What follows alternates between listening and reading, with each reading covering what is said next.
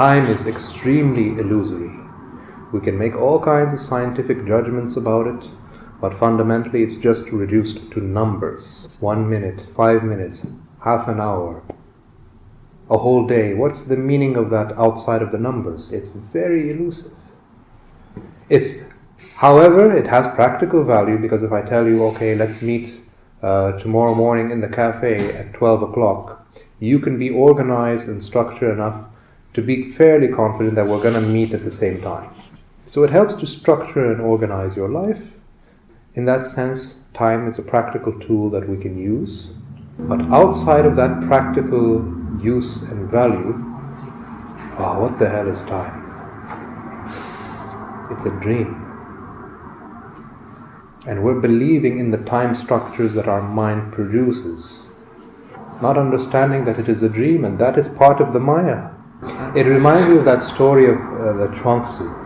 So Chuangzi, one day, he woke up from a dream, and he was immensely depressed within himself. The disciples, seeing this, noticed the change in his demeanor, and they were confused, because this was a man who was always in a cheerful mood, and on this particular day he would just seem to be absolutely miserable. So they tried to inquire deeper. Please tell us, Master, what has happened to you? Why such a radical change? He said, oh, please don't worry about it, just forget about it. It doesn't concern you too much. They said, yes, it definitely concerns us, because we're also striving for this deeper self-knowledge, moving down paths that you have already traveled, and we see you suddenly in such a state of misery.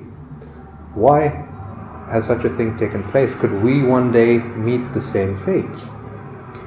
He said, okay, fine, listen, I dreamt I was a butterfly. They laughed among themselves and they said, you're a great master, what do you mean you're depressed because you're dreaming about a butterfly? He said, listen, you don't understand.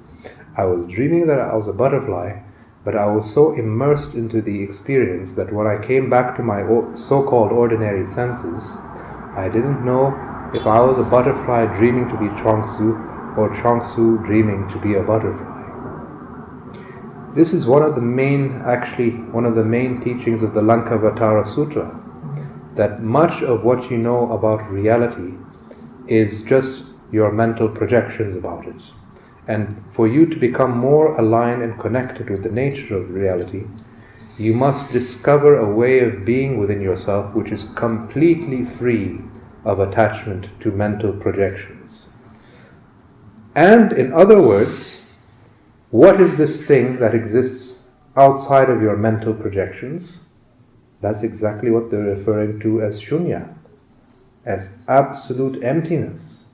It's not nothingness, because the very concept of nothingness is also a mental projection.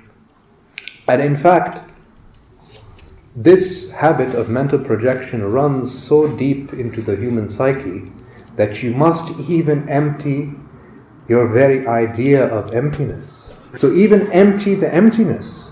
So like when the Zen master gives you a koan to work on, like that very famous well-known koan, the student and the master are talking, they see a dog, the student sees a dog. Then he asks the master this very ancient question which many Buddhist philosophers have been debating back and forth for centuries. Do all beings have Buddha nature or not? Is Buddha nature something that is slowly cultivated over time, and then therefore it's just a potential that's activated? Or is it something that is inherently there within every sentient being? The master just simply replies, mu, M-U, mu, which means nothing or no. And it's not, it doesn't mean nothingness in the ordinary sense. So the koan in Zen is, you just take that koan and you repeat it in your mind like a mantra, mu, mu, what is mu? You contemplate on it. If you think it's emptiness, it's not emptiness. Because you must empty even the emptiness itself. And the mu is just a sheer negativity of emptying out everything that can be emptied out until there's just a receptive, transparent vacuum that's left. And when that state of no mind is realized as a living experience, not as an answer. You see? It's not some kind of philosophical, intellectual process of dissecting. It's completely different. The spirit of a koan like Mu is to create such an atmosphere of sheer negation that you are emptying out your very ego identity in the process. You see? When you're so immersed in that environment, even your very ego identity starts collapsing. And along with that ego identity are a host of belief structures that fall apart with it. And you can create a belief structure out of anything at all. If it's about non-dogmatism, you can be dogmatic. There are people who are dogmatic about being non-dogmatic. It's a vicious trap. All that's needed is to fall into the trap is just a clinging to knowledge and experience. That's all. An instant of clinging to knowledge and experience, you've created a blind spot. And that blind spot is in such a way that even if what you're clinging to is true, even if it's true, it's still delusion. Also, you can be delusional about many things which are actually truthful. How is that so? Just because you got the facts right, but you can't let go of the facts. You're obsessed about the facts. Those facts have made you narrow. They've suffocated your creativity. So in Zen, what is said? In the mind, in the beginner's mind, all dimensions and possibilities are open to receive. But in the mind of an expert, very, very few. So you find a fragment of truth or a fragment of wisdom, and then you create an ideology out of it.